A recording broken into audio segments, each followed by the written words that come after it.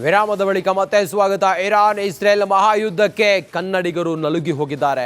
Arab ರಾಷ್ಟ್ರಗಳಲ್ಲಿ ಕನ್ನಡಿಗರು ಉದ್ಯೋಗದಲ್ಲಿ ಇದ್ದವರು ಈಗ ಪರದಾಟವನ್ನು ಪಡ್ತಾ ಇದ್ದಾರೆ.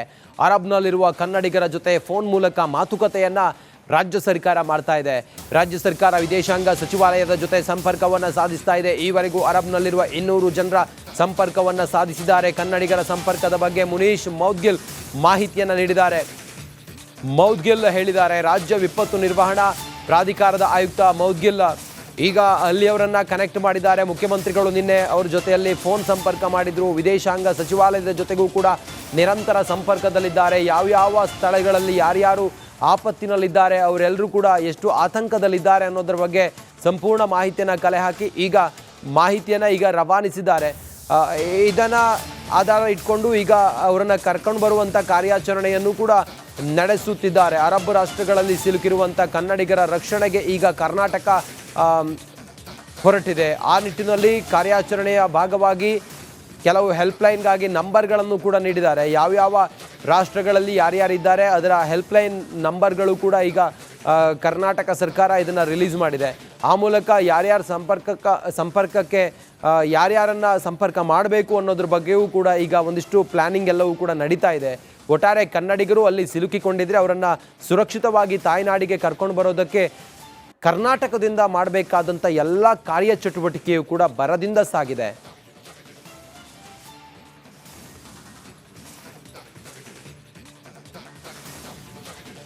ಕೆಲವರು ಏರ್ಪೋರ್ಟ್ನ ಒಳಗಡೆ ಲಾಕ್ ಆದರೆ, ಇನ್ನು ಕೆಲವು ಸೂಕ್ಷ್ಮ ಪ್ರದೇಶಗಳಲ್ಲಿ ಅಟ್ಯಾಕಿಂಗ್ ಆಗ್ತಿರುವಂತಹ ಪ್ರದೇಶಗಳಲ್ಲಿ ಇದ್ದು ಅಥವಾ ಆ ಕಟ್ಟಡಗಳಲ್ಲಿ ಇದ್ದು ಈಗ ಆತಂಕದಲ್ಲಿದ್ದಾರೆ. ಶೆಲ್ಟರ್ ಮಾಡಲಾಗಿದೆ. ಅವರಿಗೆ ಮುನ್ನೆಚ್ಚರಿಕಾ ಕ್ರಮವಾಗಿ ಆಯಾ ದೇಶದ ಅಲ್ಲಿನ ಸೂಚನೆಯಂತೆ ಅವರು ಈಗ ಶೆಲ್ಟರ್ ಆಗಿದ್ದಾರೆ. ಆದರೂ ಕೂಡ ಮಧ್ಯಪ್ರಾಚ್ಯದಲ್ಲಿ ತೀವ್ರಗೊಂಡ ಕದನ. ಇಸ್ರೇಲ್ ಅಧ್ಯಕ್ಷರ ಜೊತೆ ಮಾತಾಡಿದ್ದೇನೆ, ಭಾರತೀಯರನ್ನು ಸುರಕ್ಷಿತವಾಗಿ ನೋಡಿಕೊಂಡಿದ್ದಕ್ಕೆ ಧನ್ಯವಾದ, ಶಾಂತಿ ಸುವ್ಯವಸ್ಥೆ ಬಗ್ಗೆ ಚರ್ಚೆಯನ್ನು ಮಾಡಿದ್ದೇನೆ. ಪ್ರಧಾನಿ ನರೇಂದ್ರ ಮೋದಿ ಹಿಂಗಂತೇಳಿ ಟ್ವೀಟ್ ಮಾಡಿದ್ದಾರೆ. ಇಸ್ರೇಲ್ ಮತ್ತು UAE ಅಧ್ಯಕ್ಷರ ಜೊತೆಗೆ ನಾನು ಮಾತಾಡಿದ್ದೇನೆ, ಭಾರತೀಯರನ್ನು ಸುರಕ್ಷಿತವಾಗಿ ನೋಡಿಕೊಂಡಿದ್ದಕ್ಕೆ ಧನ್ಯವಾದ, ಅವ್ರನ್ನ ವಾಪಸ್ ಕರ್ಕೊಂಡು ಬರುವಂಥ ಕಾರ್ಯಾಚರಣೆ ಭರದಿಂದ ಸಾಗಿದೆ. ನರೇಂದ್ರ ಮೋದಿ, ದೇಶದ ಪ್ರಧಾನಿ ನರೇಂದ್ರ ಮೋದಿ ಈ ಕುರಿತಾಗಿ ಒಂದು ಕ್ಲಾರಿಟಿಯನ್ನು ಕೊಟ್ಟಿದ್ದಾರೆ. ಆ ಮೂಲಕ ಯಾರು ಕೂಡ ಭಯಪಡೋದು ಬೇಡ, ನಾವು ನಿರಂತರವಾಗಿ ಭಾರತೀಯರು ಯಾರ್ಯಾರಲ್ಲಿ ಸಿಲುಕಿಕೊಂಡಿದ್ದಾರೆ ಅವರನ್ನು ಕರ್ಕೊಂಡು ಬರೋದಕ್ಕೆ ಎಲ್ಲ ಪ್ರಯತ್ನವನ್ನು ಮಾಡ್ತಾ ಇದ್ದೀವಿ. ಎಲ್ಲರೂ ಕೂಡ ಸೇಫ್ ಆಗಿದ್ದಾರೆ.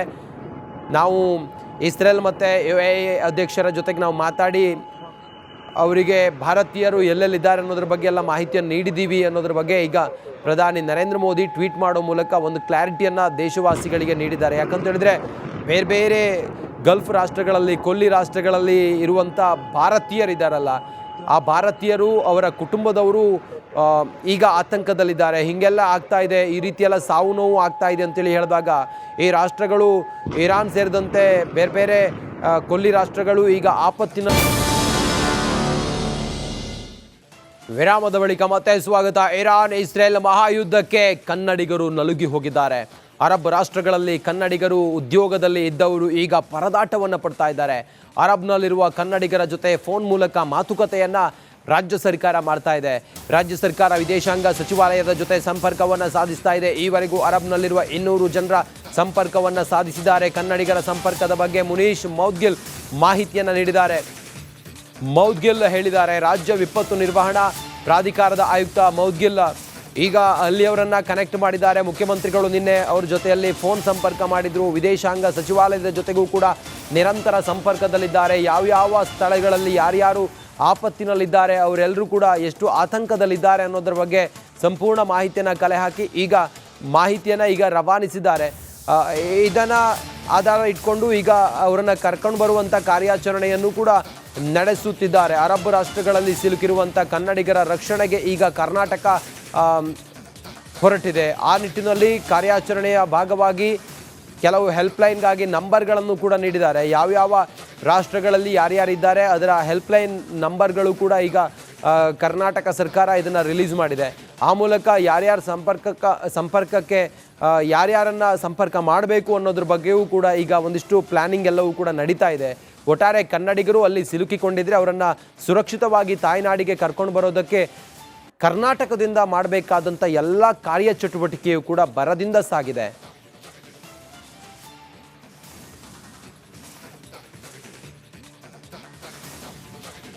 ಕೆಲವರು ಏರ್ಪೋರ್ಟ್ನ ಒಳಗಡೆ ಲಾಕ್ ಆದರೆ ಇನ್ನು ಕೆಲವು ಸೂಕ್ಷ್ಮ ಪ್ರದೇಶಗಳಲ್ಲಿ ಅಟ್ಯಾಕಿಂಗ್ ಆಗ್ತಿರುವಂತಹ ಪ್ರದೇಶಗಳಲ್ಲಿ ಇದ್ದು ಅಥವಾ ಆ ಕಟ್ಟಡಗಳಲ್ಲಿ ಇದ್ದು ಈಗ ಆತಂಕದಲ್ಲಿದ್ದಾರೆ. ಶೆಲ್ಟರ್ ಮಾಡಲಾಗಿದೆ. ಅವರಿಗೆ ಮುನ್ನೆಚ್ಚರಿಕಾ ಕ್ರಮವಾಗಿ ಆಯಾ ದೇಶದ ಅಲ್ಲಿನ ಸೂಚನೆಯಂತೆ ಅವರು ಈಗ ಶೆಲ್ಟರ್ ಆಗಿದ್ದಾರೆ. ಆದರೂ ಕೂಡ ಮಧ್ಯಪ್ರಾಚ್ಯದಲ್ಲಿ ತೀವ್ರಗೊಂಡ ಕದನ. ಇಸ್ರೇಲ್ ಅಧ್ಯಕ್ಷರ ಜೊತೆ ಮಾತಾಡಿದ್ದೇನೆ. ಭಾರತೀಯರನ್ನು ಸುರಕ್ಷಿತವಾಗಿ ನೋಡಿಕೊಂಡಿದ್ದಕ್ಕೆ ಧನ್ಯವಾದ. ಶಾಂತಿ ಸುವ್ಯವಸ್ಥೆ ಬಗ್ಗೆ ಚರ್ಚೆಯನ್ನು ಮಾಡಿದ್ದೇನೆ. ಪ್ರಧಾನಿ ನರೇಂದ್ರ ಮೋದಿ ಹಿಂಗಂತೇಳಿ ಟ್ವೀಟ್ ಮಾಡಿದ್ದಾರೆ. ಇಸ್ರೇಲ್ ಮತ್ತು UAE ಅಧ್ಯಕ್ಷರ ಜೊತೆಗೆ ನಾನು ಮಾತಾಡಿದ್ದೇನೆ. ಭಾರತೀಯರನ್ನು ಸುರಕ್ಷಿತವಾಗಿ ನೋಡಿಕೊಂಡಿದ್ದಕ್ಕೆ ಧನ್ಯವಾದ. ಅವ್ರನ್ನ ವಾಪಸ್ ಕರ್ಕೊಂಡು ಬರುವಂಥ ಕಾರ್ಯಾಚರಣೆ ಭರದಿಂದ ಸಾಗಿದೆ. ನರೇಂದ್ರ ಮೋದಿ, ದೇಶದ ಪ್ರಧಾನಿ ನರೇಂದ್ರ ಮೋದಿ ಈ ಕುರಿತಾಗಿ ಒಂದು ಕ್ಲಾರಿಟಿಯನ್ನು ಕೊಟ್ಟಿದ್ದಾರೆ. ಆ ಮೂಲಕ ಯಾರು ಕೂಡ ಭಯಪಡೋದು ಬೇಡ. ನಾವು ನಿರಂತರವಾಗಿ ಭಾರತೀಯರು ಯಾರ್ಯಾರಲ್ಲಿ ಸಿಲುಕಿಕೊಂಡಿದ್ದಾರೆ ಅವರನ್ನು ಕರ್ಕೊಂಡು ಬರೋದಕ್ಕೆ ಎಲ್ಲ ಪ್ರಯತ್ನವನ್ನು ಮಾಡ್ತಾ ಇದ್ದೀವಿ. ಎಲ್ಲರೂ ಕೂಡ ಸೇಫ್ ಆಗಿದ್ದಾರೆ. ನಾವು ಇಸ್ರೇಲ್ ಮತ್ತು UAE ಅಧ್ಯಕ್ಷರ ಜೊತೆಗೆ ನಾವು ಮಾತಾಡಿ ಅವರಿಗೆ ಭಾರತೀಯರು ಎಲ್ಲೆಲ್ಲಿದ್ದಾರೆ ಅನ್ನೋದ್ರ ಬಗ್ಗೆ ಎಲ್ಲ ಮಾಹಿತಿಯನ್ನು ನೀಡಿದ್ದೀವಿ ಅನ್ನೋದ್ರ ಬಗ್ಗೆ ಈಗ ಪ್ರಧಾನಿ ನರೇಂದ್ರ ಮೋದಿ ಟ್ವೀಟ್ ಮಾಡೋ ಮೂಲಕ ಒಂದು ಕ್ಲಾರಿಟಿಯನ್ನು ದೇಶವಾಸಿಗಳಿಗೆ ನೀಡಿದ್ದಾರೆ. ಯಾಕಂತ ಹೇಳಿದ್ರೆ ಬೇರೆ ಬೇರೆ ಗಲ್ಫ್ ರಾಷ್ಟ್ರಗಳಲ್ಲಿ, ಕೊಲ್ಲಿ ರಾಷ್ಟ್ರಗಳಲ್ಲಿ ಇರುವಂಥ ಭಾರತೀಯರಿದ್ದಾರಲ್ಲ, ಆ ಭಾರತೀಯರು ಅವರ ಕುಟುಂಬದವರು ಈಗ ಆತಂಕದಲ್ಲಿದ್ದಾರೆ. ಹೀಗೆಲ್ಲ ಆಗ್ತಾ ಇದೆ, ಈ ರೀತಿಯೆಲ್ಲ ಸಾವು ನೋವು ಆಗ್ತಾ ಇದೆ ಅಂತೇಳಿ ಹೇಳಿದಾಗ ಈ ರಾಷ್ಟ್ರಗಳು ಇರಾನ್ ಸೇರಿದಂತೆ ಬೇರೆ ಬೇರೆ ಕೊಲ್ಲಿ ರಾಷ್ಟ್ರಗಳು ಈಗ ಆಪತ್ತಿನ. ವಿರಾಮದ ಬಳಿಕ ಮತ್ತೆ ಸ್ವಾಗತ. ಇರಾನ್ ಇಸ್ರೇಲ್ ಮಹಾಯುದ್ಧಕ್ಕೆ ಕನ್ನಡಿಗರು ನಲುಗಿ ಹೋಗಿದ್ದಾರೆ. ಅರಬ್ ರಾಷ್ಟ್ರಗಳಲ್ಲಿ ಕನ್ನಡಿಗರು ಉದ್ಯೋಗದಲ್ಲಿ ಇದ್ದವರು ಈಗ ಪರದಾಟವನ್ನು ಪಡ್ತಾ ಇದ್ದಾರೆ. ಅರಬ್ನಲ್ಲಿರುವ ಕನ್ನಡಿಗರ ಜೊತೆ ಫೋನ್ ಮೂಲಕ ಮಾತುಕತೆಯನ್ನು ರಾಜ್ಯ ಸರ್ಕಾರ ಮಾಡ್ತಾ ಇದೆ. ರಾಜ್ಯ ಸರ್ಕಾರ ವಿದೇಶಾಂಗ ಸಚಿವಾಲಯದ ಜೊತೆ ಸಂಪರ್ಕವನ್ನು ಸಾಧಿಸ್ತಾ ಇದೆ. ಈವರೆಗೂ ಅರಬ್ನಲ್ಲಿರುವ 200 ಜನರ ಸಂಪರ್ಕವನ್ನು ಸಾಧಿಸಿದ್ದಾರೆ. ಕನ್ನಡಿಗರ ಸಂಪರ್ಕದ ಬಗ್ಗೆ ಮುನೀಶ್ ಮೌದ್ಗಿಲ್ ಮಾಹಿತಿಯನ್ನು ನೀಡಿದ್ದಾರೆ. ಮೌದ್ಗಿಲ್ ಹೇಳಿದ್ದಾರೆ, ರಾಜ್ಯ ವಿಪತ್ತು ನಿರ್ವಹಣಾ ಪ್ರಾಧಿಕಾರದ ಆಯುಕ್ತ ಮೌದ್ಗಿಲ್ ಈಗ ಅಲ್ಲಿಯವರನ್ನು ಕನೆಕ್ಟ್ ಮಾಡಿದ್ದಾರೆ. ಮುಖ್ಯಮಂತ್ರಿಗಳು ನಿನ್ನೆ ಅವ್ರ ಜೊತೆಯಲ್ಲಿ ಫೋನ್ ಸಂಪರ್ಕ ಮಾಡಿದರು. ವಿದೇಶಾಂಗ ಸಚಿವಾಲಯದ ಜೊತೆಗೂ ಕೂಡ ನಿರಂತರ ಸಂಪರ್ಕದಲ್ಲಿದ್ದಾರೆ. ಯಾವ್ಯಾವ ಸ್ಥಳಗಳಲ್ಲಿ ಯಾರ್ಯಾರು ಆಪತ್ತಿನಲ್ಲಿದ್ದಾರೆ, ಅವರೆಲ್ಲರೂ ಕೂಡ ಎಷ್ಟು ಆತಂಕದಲ್ಲಿದ್ದಾರೆ ಅನ್ನೋದ್ರ ಬಗ್ಗೆ ಸಂಪೂರ್ಣ ಮಾಹಿತಿಯನ್ನು ಕಲೆ ಹಾಕಿ ಈಗ ರವಾನಿಸಿದ್ದಾರೆ. ಇದನ್ನು ಆಧಾರ ಇಟ್ಕೊಂಡು ಈಗ ಅವರನ್ನು ಕರ್ಕೊಂಡು ಬರುವಂಥ ಕಾರ್ಯಾಚರಣೆಯನ್ನು ಕೂಡ ನಡೆಸುತ್ತಿದ್ದಾರೆ. ಅರಬ್ ರಾಷ್ಟ್ರಗಳಲ್ಲಿ ಸಿಲುಕಿರುವಂಥ ಕನ್ನಡಿಗರ ರಕ್ಷಣೆಗೆ ಈಗ ಕರ್ನಾಟಕ ಹೊರಟಿದೆ. ಆ ನಿಟ್ಟಿನಲ್ಲಿ ಕಾರ್ಯಾಚರಣೆಯ ಭಾಗವಾಗಿ ಕೆಲವು ಹೆಲ್ಪ್ಲೈನ್ಗಾಗಿ ನಂಬರ್ಗಳನ್ನು ಕೂಡ ನೀಡಿದ್ದಾರೆ. ಯಾವ್ಯಾವ ರಾಷ್ಟ್ರಗಳಲ್ಲಿ ಯಾರ್ಯಾರಿದ್ದಾರೆ ಅದರ ಹೆಲ್ಪ್ಲೈನ್ ನಂಬರ್ಗಳು ಕೂಡ ಈಗ ಕರ್ನಾಟಕ ಸರ್ಕಾರ ಇದನ್ನು ರಿಲೀಸ್ ಮಾಡಿದೆ. ಆ ಮೂಲಕ ಯಾರ್ಯಾರ ಸಂಪರ್ಕಕ್ಕೆ ಯಾರ್ಯಾರನ್ನು ಸಂಪರ್ಕ ಮಾಡಬೇಕು ಅನ್ನೋದ್ರ ಬಗ್ಗೆಯೂ ಕೂಡ ಈಗ ಒಂದಿಷ್ಟು ಪ್ಲ್ಯಾನಿಂಗ್ ಎಲ್ಲವೂ ಕೂಡ ನಡೀತಾ ಇದೆ.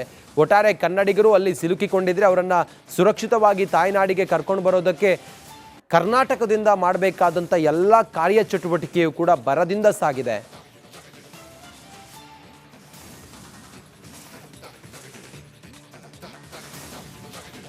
ಕೆಲವರು ಏರ್ಪೋರ್ಟ್ನ ಒಳಗಡೆ ಲಾಕ್ ಆದರೆ ಇನ್ನು ಕೆಲವು ಸೂಕ್ಷ್ಮ ಪ್ರದೇಶಗಳಲ್ಲಿ ಅಟ್ಯಾಕಿಂಗ್ ಆಗ್ತಿರುವಂಥ ಪ್ರದೇಶಗಳ